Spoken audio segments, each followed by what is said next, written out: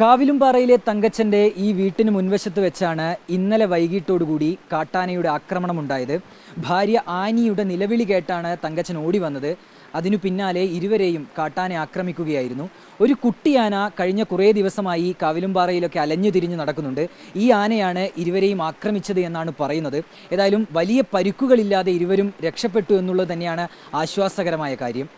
വീട്ടുമുറ്റത്ത് നിൽക്കുന്നതിനിടെയാണ് ആനിയെ കാട്ടാന ഓടിച്ചത്. എന്താണ് ശരിക്കും ഇന്നലെ വൈകിട്ട് സംഭവിച്ചത്?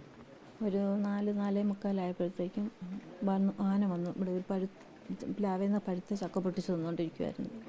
അന്നേരമാണ് ഞാൻ അങ്ങോട്ട് ഇറങ്ങിയപ്പോൾ ചേട്ടൻ അവിടെ നിന്ന് ഇങ്ങോട്ട് വരുന്ന കണ്ടിട്ട് ഇവിടെ ഒരു മറവത്തായിരുന്നു. അത് കാണാതിരിക്കുമ്പോൾ അന്നേരം ഞാൻ വരണം ഇങ്ങോട്ട് വരണ്ടെന്ന് പറയാൻ വേണ്ടിയിട്ട് പോയപ്പോഴത്തേക്കും ആന ഓടി വന്നു എന്നെ ഓടിച്ചു. ഞാൻ മരത്തിന് ചുറ്റി ഓടി. അപ്പോൾ ആന എന്നെ ഓടിക്കുന്ന കണ്ടുകൊണ്ട് ചേട്ടൻ ഓടി വന്ന് രക്ഷപ്പെടുത്താൻ വേണ്ടിയിട്ട്. അപ്പോൾ ചേട്ടൻ്റെ പുറകെ പോയി ഓടിച്ച് ആ റോട്ടിൽ കൊണ്ട് ഉരുട്ടിയിട്ട് പിന്നെ മോന്ത കൊണ്ട് കുത്തി മേത്തെല്ലാം ചവിട്ടി വല്ലാണ്ട് ഉപദ്രവിച്ച് കളഞ്ഞു. പുറത്തെല്ലാം വേദനയായിപ്പോൾ, മേലെല്ലാം കാലെല്ലാം പൊട്ടിയിട്ടുണ്ട്, കൈക്ക് നല്ല പരിക്കുണ്ട്. വയ്യൊക്കെ ഇന്നലെ ആശുപത്രി കൊണ്ടുപോയി കാണിച്ചു.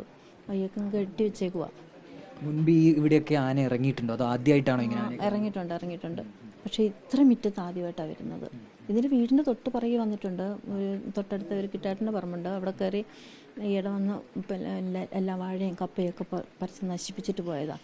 എന്നിട്ട് അവരെ ഫെൻസിങ് ഇടുന്നതാണ്. എന്നാലും അത് കേടായിപ്പോയി. ഈയിടെ വന്ന് പിന്നെ റെഡിയാക്കി. അതില്ലാതിരുന്ന സമയത്താണ് ആന വന്ന് നശിപ്പിച്ചിട്ട് പോയത്. ഇതൊരു കുട്ടിയാനയാണല്ലേ? ഇത് കുട്ടിയാനയാണ്. മേലെ തൊട്ടടുത്ത മുകളിൽ സുഗുഞ്ചേട്ടൻ്റെ പറമ്പത്ത് കയറിയിട്ട് അവിടുത്തെ കൃഷികളൊക്കെ നശിപ്പിച്ചിട്ട് ആനെ തെങ്ങും കവുങ്ങും എല്ലാം പൊട്ടിച്ച് കളഞ്ഞായിരുന്നു. എന്തായാലും വലിയൊരു പ്രശ്നമില്ലാതെ രക്ഷപ്പെട്ടത് ഭാഗ്യമല്ലേ? സത്യം, അതേ അത്രേ ഉള്ളൂ പറയാനുള്ളൂ. തങ്കച്ചൻ ചേട്ടൻ്റെ കൈക്കാണ് പരിക്ക് പറ്റിയത്. എന്താ ഇന്നലെ സംഭവിച്ചത്? ഇന്നലെ ഞാൻ അടുത്ത വീട്ടിൽ പോയിട്ട് വരുമ്പോൾ എൻ്റെ വൈഫിനെ മുറ്റത്ത് നിന്ന് ആന ഓടിക്കുന്നത് കണ്ടേ. അപ്പോൾ അവളെ രക്ഷിക്കാൻ ഞാൻ നോക്കി. അന്നേരം എൻ്റെ കൊള്ളോടി ഞാൻ വീണ് കണ്ണു തുറന്ന് നോക്കുമ്പോൾ ആന എൻ്റെ മേലെയുള്ളത്. അപ്പോൾ ഞങ്ങൾ രണ്ടുപേരും കുറച്ചു നേരം കുസ്തി പിടിച്ചു. അന്നേരം എൻ്റെ സുഹൃത്തുണ്ടായിരുന്നു. ഞങ്ങൾ ബഹളം വെച്ച് കാറി ഒച്ചയിട്ട് ആന ഓടിപ്പോയി. കുട്ടിയാനയാണല്ലേ? കുട്ടി തന്നെയാണ്. ഒരു വല്ലാത്തൊരു ശൗര്യമുള്ളൊരെണ്ണം. കുറേ നാളായി ഇതിലെ ഒറ്റയ്ക്ക് നടക്കുന്നു. കുറേ ദിവസമായി അലഞ്ഞു തിരിഞ്ഞ് നടക്കുന്നത്. അപ്പോൾ നമ്മൾ ഈ വനംവകുപ്പിനോടൊക്കെ പറഞ്ഞതല്ലേ ഇതിനെ? ഒന്ന് ഓടിക്കും, അത് പോകും, പിന്നെ ഇറങ്ങി വരും. അത് ഫോറസ്റ്റുകാർ സഹകരിക്കുന്നൊക്കെ ഉണ്ട്. ഇപ്പോൾ ഇന്നലെ RRT വന്ന് പിടിച്ച് കൊണ്ടുപോകുന്നാണ് പറഞ്ഞത്. അതിനിപ്പോൾ ഡോക്ടർ വന്ന് നോക്കുമെന്നൊക്കെ പറഞ്ഞു. കൊണ്ടുപോകും. എങ്ങനെയാണ്, നല്ലോണം പരിക്ക് പറ്റിയിട്ടുണ്ടോ ഭാര്യയ്ക്ക്? മേത്തെല്ലാം വേദനയാണ് ഭയങ്കര. ഇവിടെ എല്ലാം അടി കിട്ടിയ, കാലിൽ നീരുണ്ട്. ഭാര്യയ്ക്ക് വലിയൊരു പ്രശ്നമില്ല, എന്നാലും ചെറിയ വീണുകളും ഇതായി പോയതാണ്. പെട്ടെന്ന് ഞാനെ വീടിൻ്റെ മുറ്റത്ത് കണ്ടപ്പോൾ പേടിച്ചു പോയി. അവളെ ഓടിക്കുന്നല്ലേ നമ്മൾ കാണുന്നത്. അപ്രതീക്ഷിതമായിട്ടുള്ള സംഭവമല്ല. ഞാൻ വന്നില്ലെങ്കിൽ അവളെ കാര്യം കഴിഞ്ഞു ഉണ്ടാവില്ല. പിന്നെ കുട്ടിയാന കൂടി ആയതുകൊണ്ടാണ് അല്പം രക്ഷപ്പെട്ടത്. അല്ലെങ്കിൽ സംഭവം മൊത്തം തീർന്നേനെ. നിങ്ങൾക്ക് വലിയ ബുദ്ധിമുട്ടാണോ ഈ വന്യമൃഗങ്ങളെ കൊണ്ട്? അതായത് ആന ഉൾപ്പെടെയുള്ള വന്യമൃഗങ്ങൾ ഇങ്ങനെ കാട്ടിൽ സ്ഥിരം ശല്യ. അങ്ങ് മുകളിൽ നിന്ന് ഇറങ്ങി വരും, കൃഷി നശിപ്പിക്കും, പോകും. ഫോറസ്റ്റുകാർ വരുമ്പോൾ അവർ ഓടിക്കും, പിന്നെ ഇറങ്ങി വരും. ഇത് തന്നെ വലിയ ബുദ്ധിമുട്ടാണ്. വലിയ ബുദ്ധിമുട്ടാണ്. ചേട്ടൻ എന്താ ജോലി? എനിക്ക് കൂലിപ്പണിയാണ്. ഇവിടെ ഈ മറ്റുള്ളവരുടെയൊക്കെ കൃഷി നശിപ്പിക്കുന്നതായിട്ടുള്ള പ്രശ്നങ്ങളുണ്ടല്ലോ? ഉണ്ട്. കൃഷി ഒരുപാട് നശിപ്പിക്കുന്നുണ്ട്. ഇന്നലെ നശിപ്പിച്ചിട്ടുണ്ട് അവിടെ.